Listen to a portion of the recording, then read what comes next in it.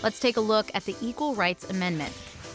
Why it was a big deal in the 1920s and why it's still a big deal today in the 2020s. Almost 100 years later, and we are still fighting for equality. The Equal Rights Amendment has been sitting in limbo for almost a century, but now it may be back from the dead. Virginia just became the 38th state to ratify the amendment, which, if added to the Constitution, would guarantee that the rights affirmed by the Constitution are held equally by all citizens, regardless of sex, and would provide a legal remedy against sex discrimination. So, how did it all start?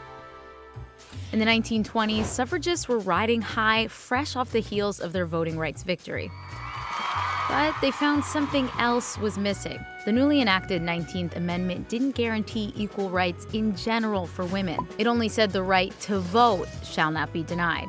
So an activist named Alice Paul proposed an Equal Rights Amendment in 1923, demanding that men and women shall have equal rights throughout the United States. Hearings on the Equal Rights Amendment were held throughout the 1920s. But fast forward almost 100 years, and Congress is still holding hearings. 38 states have now ratified the Equal Rights Amendment. That's enough states for it to be added to the Constitution. But Nevada, Illinois, and Virginia ratified after the 1982 deadline that had been set by Congress. Meaning Virginia's Equal Rights Amendment victory today is just the beginning of what's likely to be a long legal battle. That battle includes a bill proposed by Representative Jackie Speier from California to eliminate the deadline for ratification. We stand here unequal. In the Constitution, we are unequal to men.